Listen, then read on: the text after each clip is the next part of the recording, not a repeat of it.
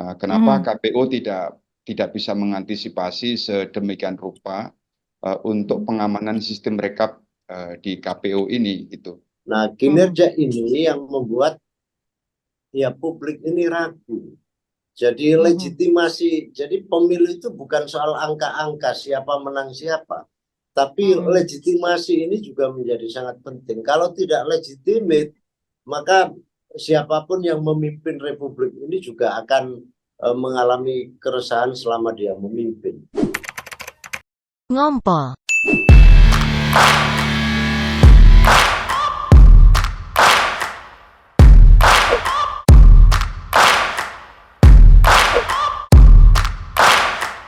Hai guys, apa kabar lo hari ini? Gimana?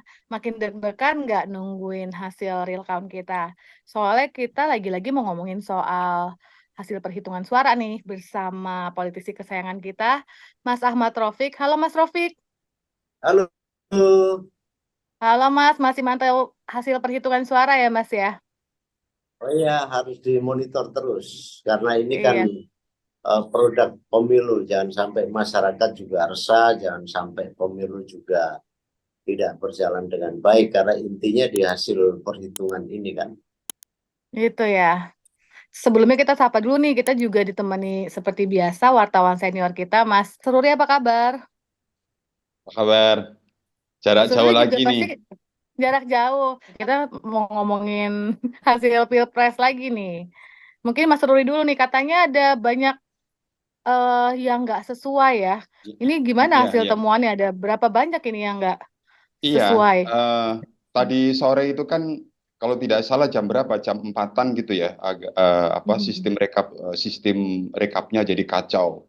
Yang Mhm. kemudian kan juga di depan KPU tadi sempat demo juga lumayan besar juga. Dari TPN Ganjar Mahfud juga memberikan keterangan pers yang Mhm. intinya itu dengan kecelakaan ya, saya bilang kecelakaan yang ada di sistem rekap KPU ini harus dilakukan audit ya kan, harus dilakukan audit Mhm. karena ini lumayan besar ya, Mhm. sistem ada kesalahan rekap itu kalau tidak salah ini saya baca ini ada 2.325 TPS ya yang Mhm. salah konversi.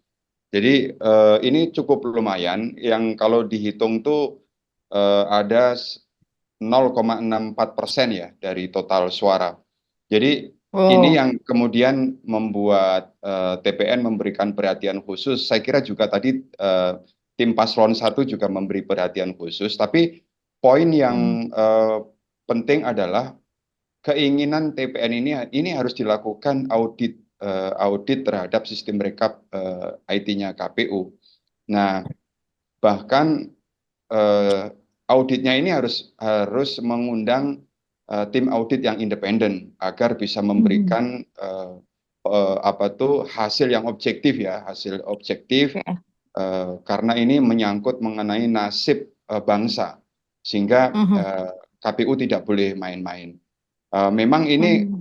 kenapa artinya ini kita ini kan udah punya pengalaman sejarah pemilu yang berulang-ulang.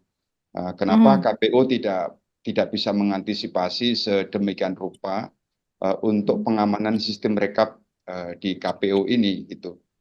Nah, Mhm. ini yang eh, memalukan lah, kira-kira ini memalukan dan membuat peserta pemilu ini juga resah karena ini sebetulnya ini tuh by accident atau memang by design gitu loh. Ini Mhm. yang mengkhawatirkan. Jadi Mhm. kalau KPU mau berlegowo gitu, dia harus objektif dan menerima masukan-masukan dari partai-partai peserta pemilu ini. Salah satunya adalah perlu dilakukan audit independen oleh tim IT yang kompeten di bidang IT-nya ini gitu. Oke, Mas Rofik, ini kan media-media asing juga udah menulis ya tentang pemilihan Indonesia yang tidak perlu demokrasi gitu lah kira-kira narasinya. Ini gimana Mas Rofik? Bisa nggak sebenarnya Ya, ini membantu memperbaiki demokrasi kita dengan adanya kritik dari media asing? Ya, media asing memang sangat keras ya mengkritik terkait dengan proses pemilu di Indonesia yang baru berlangsung kemarin. Mhm. Eh, Hal itu juga memang mereka juga mengikuti semua proses kan dari mulai pendaftaran, mulai kampanye, lalu terkait dengan apa yang dirasakan oleh mereka terkait dengan gerakan yang dimobilisasi secara khusus untuk pemenangan, yang tentu mereka juga mengikuti film Dirty Food itu yang menurut Dirty saya vote. juga ya menjadi apa referensi buat mereka juga untuk mencocok-cocokkan situasi. Dan Mhm. ketika hasil quick count yang begitu tinggi perbedaannya, itu juga menimbulkan sebuah kecurigaan baru. Ini terjadi sesuatu yang menurut saya sangat di luar nalar. Dan hari ini kita juga bisa menyaksikan bahwa KPU terkait dengan sistem yang ada hari ini, kalau kita ngecek perolehan suara di masing-masing dapil itu juga mengalami banyak pertanyaan-pertanyaan yang aneh. Ini kan pada akhirnya juga mengkonfirmasi bahwa apa yang ada di film tersebut itu, oh ternyata ini adalah bagian dari rangkaian-rangkaian itu. Bisa saja Mhm. pemikiran orang mengarah ke sana. Dan menurut Mhm. saya memang satu keanehan sebagai institusi satu-satunya yang dalam hal ini sangat diminta, sangat diharapkan untuk Diandalkan eh, ya. fair di dalam menjalankan semua proses ini penuh dengan transparansi. Ketika ini Mhm. ngadat, maka asumsi tidak hanya politik partai, tidak hanya capres, tim sukses, tapi masyarakat juga bisa mengambil satu kesimpulan bahwa ini adalah sebuah rekayasa. Masa Mhm. kita sudah tahu bahwa ini pemilu akan diupload ke hasil hasil perhitungan akan diupload ke sistem, Aha. kenapa bisa ngadat? Mhm. Padahal ini adalah jalur satu-satunya yang tidak ada lain Mhm. untuk diketahui oleh publik. Mestinya kan Oke. dengan biaya pemilu yang sangat mahal ini, dalam Mhm. rangka mempersiapkan infrastruktur IT itu tentunya bukan sesuatu yang susah. Maka ini adalah Mhm. bagian dari keanehan. Maka ketika Mhm. ini ada asumsi yang menuduh atau sekiranya asumsi masyarakat bahwa pemilu ini tidak adil, pemilu ini penuh rekayasa, pemilu ini adalah bagian dari sebuah kesengajaan ketika sistem itu mengalami error dan lain-lain. Ini kan akhirnya muncul sebuah distrust yang cukup besar, dan menurut saya ini sangat meresahkan. Maka Ini tentu mungkin harus lebih ada. Mhm. ini mungkin lebih meresahkan dari aparatur negara terlibat ya, kalau penyelenggaranya yang kita Ya, mau bilang ya bermain ini, takut menuduh ya ya. ini, Tapi maksudnya ya kalau ini puncak. penyelenggaranya. Ini Mhm. bukti dari sebuah Mhm. bukti atau bagian dari sebuah rentetan yang Mhm. dikhawatirkan sama Mas Rofik tadi. Ya, kan begini bahwa ini kan masa-masa yang sangat krusial. Mhm. Seharusnya semua harus menjaga agar tidak ada asumsi yang sangat negatif. Mhm. Ketika tuduhan yang sebelumnya bahwa pemilu ini adalah penuh dengan rekayasa, intimidasi, penuh dengan kecurangan di berbagai macam pendapat, baik tim 01, 02 atau partai-partai. Ketika Mhm. dengan adanya sistem yang sangat tidak siap, ini akhirnya mengkonfirmasi betul bahwa ini, oh iya, ini berarti ada sebuah rekayasa. Padahal mungkin juga tidak. Tetapi aneh juga dalam kondisi atau dalam situasi yang seperti ini, ada teknologi penunjang yang dirasa tidak siap. Padahal untuk mempersiapkan begini ini sebenarnya bukan barang susah, karena Mhm. tenaga IT juga banyak, sistem juga pasti akan saling mensupport. Jadi legitimasi dari pemilu hari ini itu pasti akan mengundang banyak pertanyaan dan menurut saya KPU tidak semudah itu dalam rangka merecovery sebuah kepercayaan yang bisa didapatkan dari publik. Karena dari berbagai macam proses yang ada ini kan, baik mulai pendaftaran atau sebelumnya, ini kan banyak sekali catatan-catatan masyarakat terhadap KPU. Nah, kinerja ini yang membuat ya publik ini ragu. Jadi legitimasi, jadi pemilu itu bukan soal angka-angka siapa menang siapa, tapi legitimasi ini juga menjadi sangat penting. Kalau tidak legitimate, maka siapapun yang memimpin republik ini juga akan mengalami keresahan selama dia memimpin. Betul. Apalagi jangan sampai ada judul film baru, Mas Rofik, permainan kotor penyelenggara. Kan jangan sampai, jangan sampai ada judul baru. Soalnya lebih dirty nanti filmnya kalau misalnya yang bermain Ya, penyelenggaranya. kita menginginkan Gimana semua Mas? kondusif. Iya, ini kan Gimana Mas ya Rudi perbaikan ya ke depan? ya ini kan KPU ini kan sebetulnya pertahanan yang kita Terakhir ya. harapkan pertahanan terakhir yang kita harapkan bisa memberikan kepercayaan kepada publik bahwa pemilu ini benar-benar dijalankan dengan baik itu. Nah, namun dengan kejadian-kejadian seperti tadi sore itu ya orang jadi seperti yang Mas Rofik bilang ini, apakah yang digambarkan dalam Dirty Food yang dibintangi oleh pakar hukum tata negara Zainal Arifin, kemudian Bivitri Susanti, kemudian siapa tuh satunya lagi siapa tuh ya itulah ada tiga pakar Iya, hukum ya, tata ada 3. negara ya yang menyampaikan secara gamblang tentang sistem yang membuat kita itu jadi ragu apakah pemilu ini benar-benar bisa jujur dan adil apa tidak gitu. Dan apa yang dikhawatirkan itu kan dari hasil pemilu ini kan, baik pemilu terutama pemilu pilpres ya yang itu mengundang banyak pertanyaan besar, terutama dari paslon 3, kenapa angkanya seperti di lock di 16,5 terus gitu kan. Nah, ini kan yang menjadi pertanyaan besar gitu. Nah, memang sekarang ini saya kira untuk bisa membuktikan bahwa KPU ini memang benar-benar objektif dalam menjalankan sistem rekap suara ini, memang itu harus ada audit ya, ada audit independen, dan KPU mempersilahkan untuk memastikan bahwa semua sistem rekap dari bawah sampai ke KPU itu memang benar-benar objektif. Itu.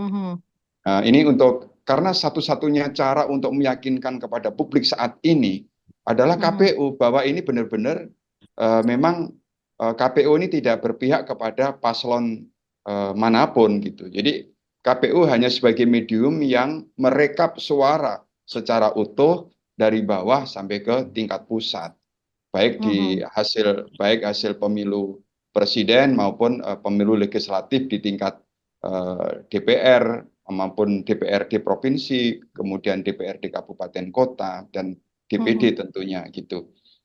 Nah, sekarang tinggal KPU ini mau menerima masukan nggak dari partai-partai peserta pemilu ini, termasuk juga dari tim paslon 1 dan tim paslon 3 gitu kan. Karena kalau tidak bisa menerima masukan tadi itu, memang ya kita akan menyaksikan lagi kira-kira sistem rekap ini nanti akan down lagi enggak, dan akan ada kejanggalan lagi enggak dalam sistem rekapnya gitu. Nah, ini kalau nanti tiba-tiba down lagi kan, ya, ada apa lagi ini gitu kan. Nah, itu yang dikhawatirkan gitu. Tapi poinnya begini, memang KPU ini harus bisa meyakinkan betul kepada publik Pak Hasim dan timnya ini memang harus meyakinkan, harus transparan, terbuka bahwa semua sistem rekap ini benar-benar bisa dijamin keakuratannya, bisa dijamin keobjektifannya, sehingga publik tidak menduga-duga lagi gitu. Ya. Dan dibentuk tim audit independen itu ya kalau dari Mas Ya, Ruri ya. ya Kalau Mas Taufik dibentuk. gimana? Ya, kalau menurut saya begini, undang-undang itu kan memang mengatur dan dianggap sah apabila KPU merekap hasil perhitungan suara yang manual, bukan online. Jadi sebenarnya semangatnya KPU ini ingin membuat sebuah informasi transparansi agar masyarakat itu juga sama-sama bisa ngecek terkait dengan perolehan suara yang ada di TPS masing-masing, buat masyarakat, buat caleg, buat calon presiden. Sebenarnya semangatnya ada pada itu. Sementara undang-undang memang hanya mengakui pada perhitungan manual. Nah, karena ada persoalan ini, menurut saya di take down. Kenapa di take down? Karena ketidaksiapan sistem itu yang bisa membuat kesimpulan masyarakat itu bisa lain. Artinya bisa menduga-duga. Apapun masyarakat bisa menyimpulkan hari ini terkait dengan sebuah peristiwa yang menurut saya ini menjadi satu-satunya sumber berita, sumber data, sumber perbincangan di warung kopi, perbincangan dimanapun dengan adanya rekapitulasi yang sifatnya online ini.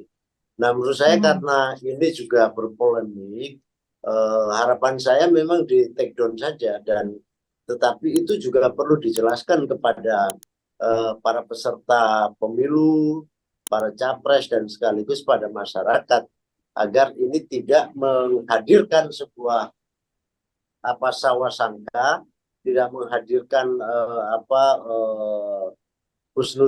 suudon terkait dengan situasi ini. Jadi saya kira memang langkah-langkah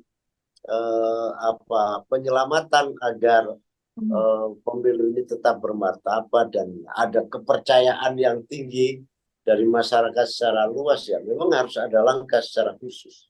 Iya, karena gini, itu yang ini saya menambahkan Mas Raufik itu ya, itu yang membuat masyarakat kita tuh was-was itu dengan adanya sistem rekapnya yang down tadi itu kan terkait dengan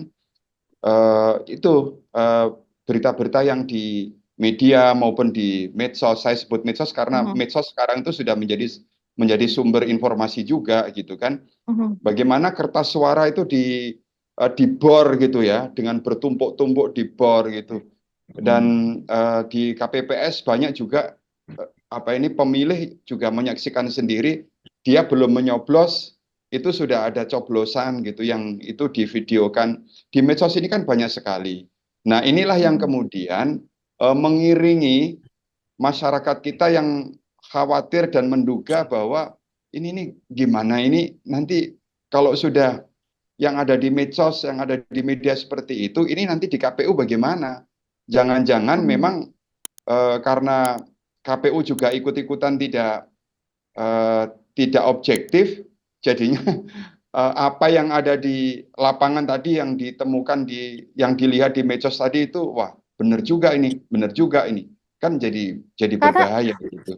Karena mungkin kalau dinilai KPU tidak objektif terlalu tendensius mungkin ya, tapi kan tanggung jawab surat suara itu harus belum tercoblos dan lain-lain itu memang tanggung jawab KPU kan ya?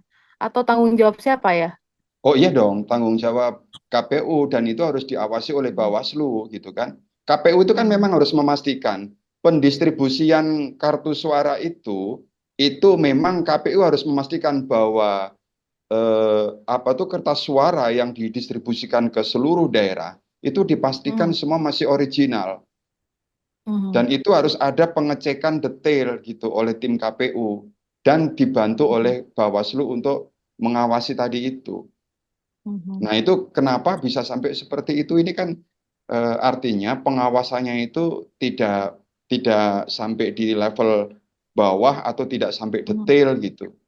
Yang namanya upaya kecurangan itu kan bisa saja ditutup di sini, Mhm. belok ke sini, ditutup yang dibelok sini, itu Namanya juga usaha ya. namanya juga Politisi usaha berusaha. gitu. Mas Rofik ada tambahan mungkin untuk closing statement mengenai KPU, Ya, Bawaslu? saya kira penting bahwa hasil pemilu ini sedang ditunggu oleh masyarakat secara luas. Kita Mhm. juga ingin mengawal dan sekaligus menginginkan semua proses perhitungan ini berjalan dengan smart. Saya Mhm. juga mendapatkan informasi beberapa KPPS itu pada saat malam pertama juga mendapatkan jaringannya lemot misalkan. Dan menurut saya Mhm. segera ini harus diambil langkah-langkah karena ketika misalkan semua tidak bisa diupload ke KPU, ke sistem, tidak bisa 100%, sementara persepsi masyarakat sudah 100%, ini kan juga jauh lebih berbahaya ketika Mhm. hasil dari realcon yang ditampilkan di sistem itu tidak sesuai dengan manual count. Lapangan. Mhm. Jadi ini tambah jadi masalah yang sangat besar sekali dan negara juga pasti dalam situasi yang sangat tidak kondusif ketika terjadi sebuah asumsi-asumsi pemilu tidak lagi jujur dan adil. Dan memang KPU menurut saya akan sangat bijak dalam konteks ini untuk menyelesaikan atau menuntaskan, dan ada Bawaslu yang cukup keras juga dalam soal pengawasan. Saya Mhm. kira mereka juga akan segera mengambil langkah, tetapi intinya pesan kita adalah pemilu harus jujur dan adil, bermartabat, dan jangan sampai mendatangkan sebuah asumsi-asumsi yang miring dari Oke. masyarakat yang pada akhirnya merugikan kita semua. Mas Ruri ada Iya, ya closing statement? kalau saya sekarang ini kan banyak aduan ke Bawaslu, termasuk ke KPU Mhm. juga kan banyak aduan ke Bawaslu itu terkait dengan ketidaklaziman atau kecurangan-kecurangan yang ada di lapangan di banyak Mhm. TPS dari seluruh daerah.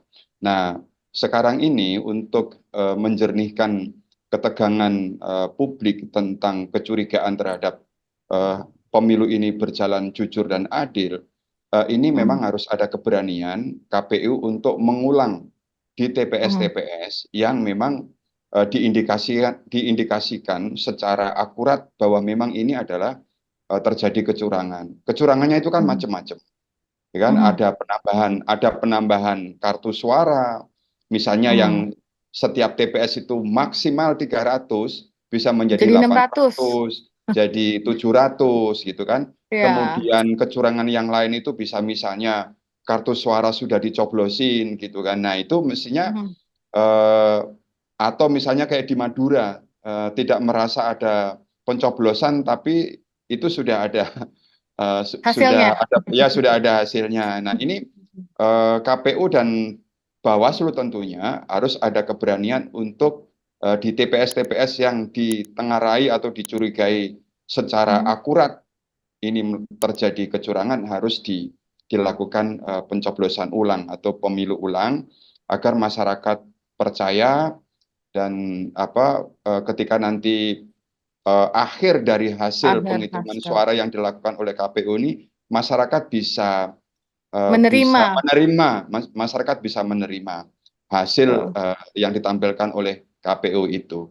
Jadi Karena kalau enggak malah berantakan nanti negaranya nah ya. Kalau kalau enggak masyarakatnya ya enggak nerima hasil KPU kan kita rugi semuanya gitu ya Mas Rudi ya kan. karena Mhm. yang kita khawatirkan kan begini ya, kalau semua ini kan orang udah melihat secara telanjang tentang praktek-praktek yang tidak baik ini kan sudah bisa dilihat masyarakat secara telanjang gitu. Nah, yang ya sekarang inilah udah saatnya bahwa kita itu melakukan eh, pesta demokrasi dengan cara yang baik. Jangan sampai bangsa ini yang katanya ya kan harus dibangun untuk memperbaiki sistem demokrasi, tetapi pada saat menjalankan pesta demokrasi itu dipenuhi dengan kecurangan-kecurangan dan kecurangan-kecurangannya itu pun sepertinya kalau kita bicara mengalokkan begitu, tentu sepertinya itu udah kalau ibaratnya prostitusi itu prostitusi liar gitu. Jadi melakukannya tuh dengan Di depan telanjang, mata ya. di depan Mm-mm. mata. Nah, ini yang Harusnya kan berbahaya kan. ngumpet-ngumpet gitu ya Mas Ruri ya. Harusnya kan Ini ngumpet-ngumpet. ini nih, Tapi kok ini udah kayak gitu di depan mata, jadi lebih menyakitkan gitu ya. Kira-kira gitu ya Mas Ruri ya. ya ya. Aduh ini. Ya, mudah-mudahan bangsa Mas ini Mas Rofik,